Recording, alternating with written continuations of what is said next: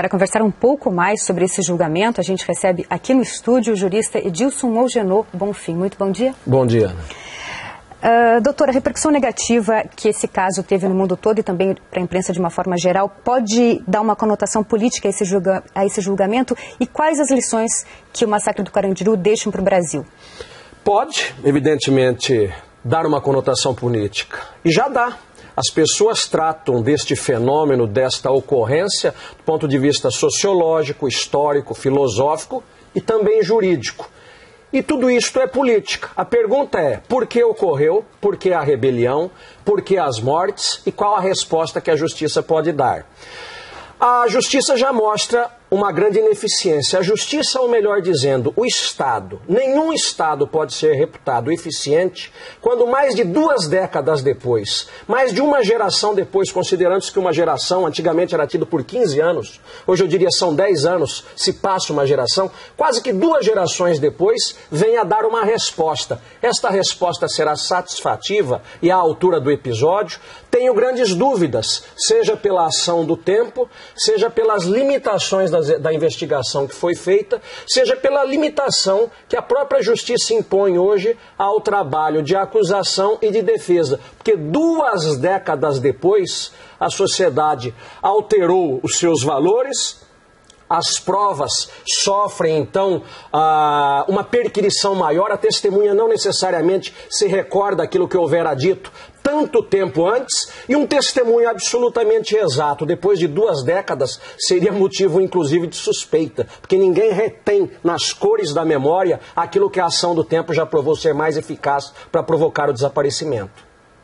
Doutor Edilson, o que o senhor acha que levou, ou foi a principal causa para essa demora, grande demora, né? Você falou no processo de investigação, o processo de investigação acabou durando mais ou menos 1 ano, né? Até que fosse oferecida a denúncia ao Ministério Público. Mas, na verdade, desse momento da denúncia e até a pronúncia do juiz, levou-se mais de 10 anos, né? Quer dizer, a justiça demorou muito. Foi a burocracia, foi a quantidade, foram os números gigantescos desse processo, quase 500 testemunhas, provas testemunhais sendo ouvidas, 57 volumes, 50 mil páginas. Correto. Agora, justiça tardia é injustiça manifesta. E justiça apressada é justiça atabalhoada, também não é boa.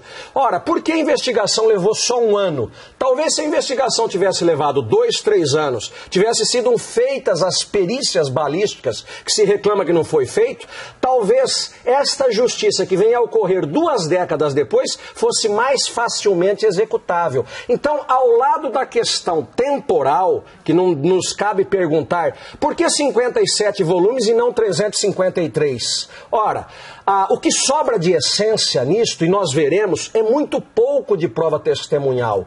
Será muito pouco de interrogatório. Houve manobras, com certeza, está no direito à defesa, de postergar o julgamento. Não há nenhum interesse que se passe o julgamento, por parte da defesa, de regra, na proximidade do fato ocorrido, porque aquilo está muito candente na memória e, portanto, na memória dos jurados. Mas o que se chama atenção é, um fato desta dimensão, se argumentou, por exemplo, que não havia condições de se fazer a perícia balística, e, portanto, então, tudo foi encerrado em 1 ano. Talvez se tivesse demorado um pouco mais com estas conclusões, nem sei se nós levaríamos tanto tempo. Ou se tivesse levado esse tempo para o julgamento, a justiça viria com mais segurança. Problema do sistema processual também. Temos uma pluralidade de recursos, temos um sem número de modos de fazer postergar o julgamento, fazendo com que nós, então, entreguemos a chamada prestação jurisdicional a destempo. Doutor Edilson, e dada essa quantidade de réus e testemunhas, como é feita a avaliação de cada caso nessa questão dos réus? Porque eles estavam em conjunto e teriam cometido o crime juntos, né? Como é que é feito o julgamento de cada um? Depende da patente, por exemplo, isso é levado em conta? Porque tinha tenente, sargento, cabo, soldado, isso é levado em conta no momento da decisão? Não, pode ser levado em conta se alguém ordenou Uma coisa é ordenar a invasão de um local, a outra coisa é ordenar a morte. São duas situações diversas. Quando um juiz assina uma ordem de despejo de uma área indevidamente ocupada, ou quando o juiz assina uma ordem de reintegração de posse, o juiz só está assinando isso, reintegre-se a posse ou se promova o despejo, mas não está mandando ninguém matar. Então, uma coisa é, uma ordem, por exemplo, invada-se aquele local, entre lá e coloque ordem na casa. Isto é uma ordem. Ele não pode ser, este juiz ou quem determinou esta ordem, ser responsabilizado pelo chamado excesso de mandato ou desvio da finalidade do mandato. Se quem entrou para simplesmente botar ordem na casa deliberou executar e matar, a ordem não era esta. Bom, aí nós perguntaremos, houve ordem para entrar? Sim, houve ordem. Havia necessidade de se entrar naquele local? Dizem os juízes que foram lá e deram um documento posterior, 3 juízes desembargadores que hoje testemunharão, dizem, havia necessidade de entrar. Porque se não entrasse, talvez a coisa fosse muito pior. Agora, podia matar? Evidentemente que não podia matar. A pergunta é, quem matou? Aí pouco importa a patente. Vai se perguntar, alguém ordenou a morte? Se não ordenou, quem deliberou, esponte própria ou por sua própria vontade matar? Quem matou e quem concordou com isso? O artigo 29 do Código Penal, que é quem trata disso, trata da chamada teoria unitária. Não se questiona se foi um mero partícipe ou se foi coautor. É um trabalho comunitário. Todos aqueles que participaram de uma ação responderão por ela, veja bem a palavra mágica, na medida de sua culpabilidade. Vale dizer, quis matar, responde por morte, ainda que não tenha atirado. Não quis matar, não pode responder por morte. Esta é a grande e difícil pergunta a ser respondida. Quem quis matar quem? Porque evidentemente não se pode atribuir culpa a quem não tenha. É justamente isso que eu ia perguntar para o senhor. Esse deve ser o grande debate desse julgamento. Quem matou quem e como individualizar as condutas.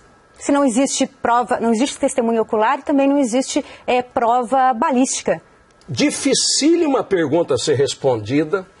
Grande desafio não é do Ministério Público, é da Justiça de dar uma resposta adequada. Porque cobra a sociedade que exista uma acusação, como cobra que exista uma defesa.